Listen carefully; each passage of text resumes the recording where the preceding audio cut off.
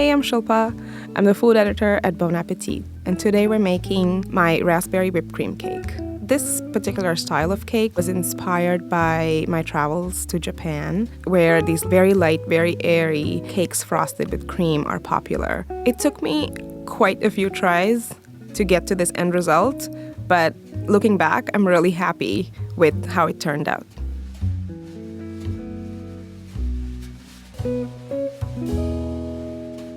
The first thing we're going to do is separate the eggs. Chiffon cakes fall under the category of sponge cakes, and they get their rise predominantly from whipped egg whites.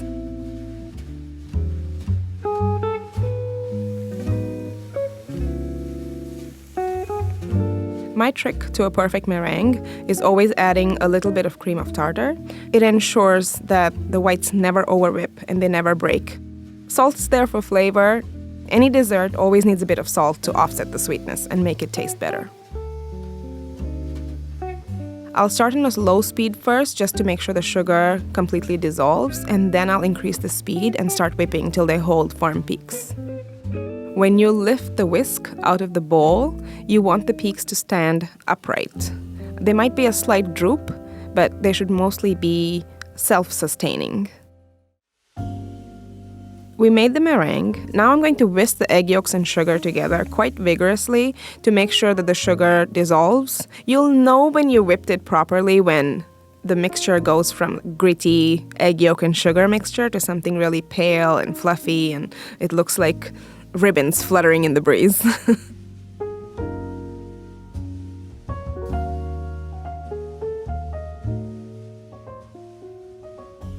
Now I'm going to add the oil and the water. Chiffon cakes are different from other sponge cakes because they contain a high proportion of oil. It doesn't feel as dry as a sponge cake normally might. And next I'm going to add vanilla because every cake tastes better with a little bit of vanilla extract in it. Just whisk it until everything is well combined and you make sure that the oil is emulsified with the yolks.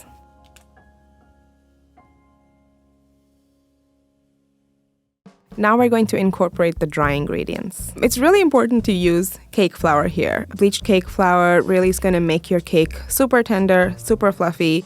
Now I'm going to add the baking powder. This is just a little added insurance. It works with the egg whites to make sure that the cake rises and stays voluminous. Usually I don't sift flour, but for cake flour it's really important because it tends to be clumpy.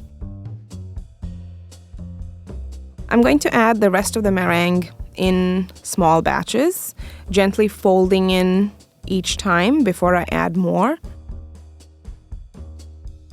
If you mix egg whites so much that they completely disappear, you risk over-whipping them and causing them to deflate. When you're folding egg whites into a batter, it's always better to see a few streaks. You don't want huge chunks, but some streaks are totally okay.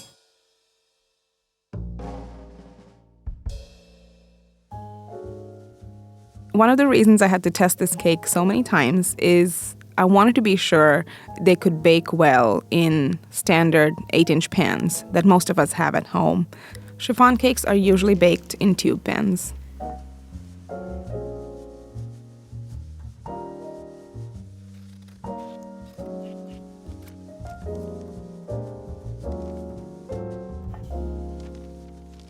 This batter looks really good. It's super billowy, it's fluffy, it's light, and it's thick and perfect.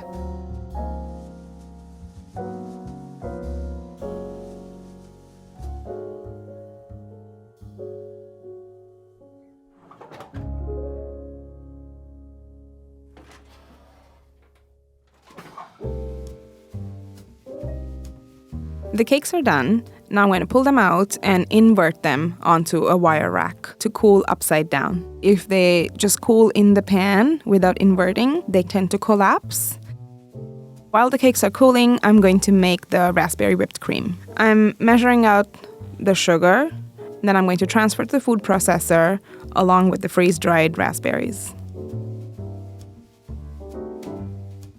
And I love freeze-dried fruit because you get all the flavor with none of that extra moisture. Now I'm going to sift that raspberry sugar to make sure I remove all of those seeds. The seeds are pretty though. Once all the sugar has been sifted, we're going to add the heavy cream. Again, everything sweet always needs a little bit of salt to balance it out. I'm actually not a vanilla bean advocate. Yeah, I know. They're not doing anything that a really good quality vanilla extract can do.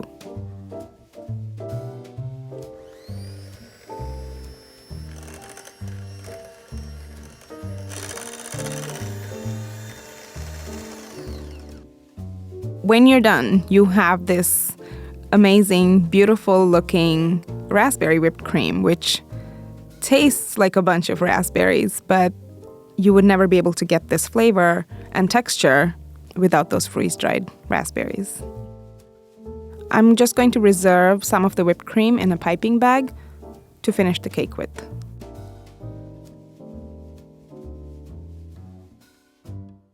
The cake is almost ready to assemble, and now I'm going to make the filling. I am adding a little bit of jam in a bowl, and I'm going to stir it first to loosen up the jam. Then I'm going to fold in fresh raspberries. I wanted to incorporate fresh raspberries because I wanted to reflect back on the original inspiration, which is the Asian cream cakes. And I added raspberry jam to intensify the flavor. This might be a little unconventional. Just think of it as amplifying the flavor of the fruit. Now I have the cooled cakes, and we're going to flip them out of the pans. They've come out so good. They're evenly golden brown. They haven't deflated. The bottoms are even, and they haven't really caved. It looks so good. I'm very proud of myself for this cake.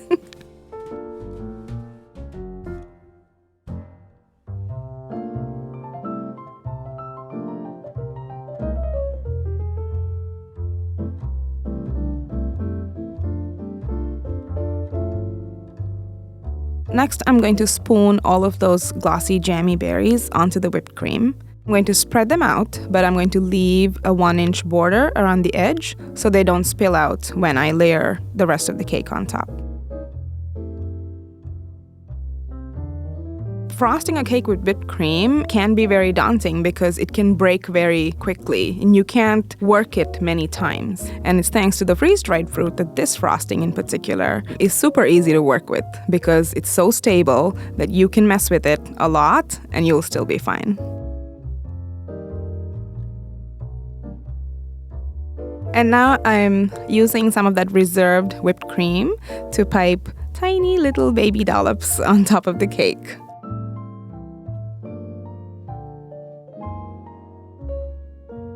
The whipped cream needs a little bit of time to set up, so we're going to pop this cake in the fridge. For a final hit of raspberry flavor, I like to crush a few more freeze-dried raspberries on top.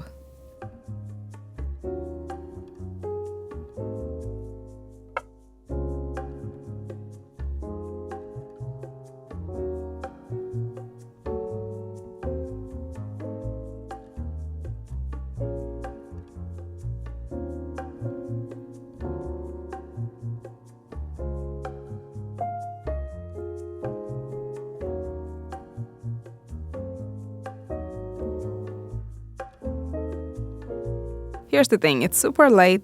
It's not too sweet. It's kind of tart, actually, from the raspberries, so it's very refreshing.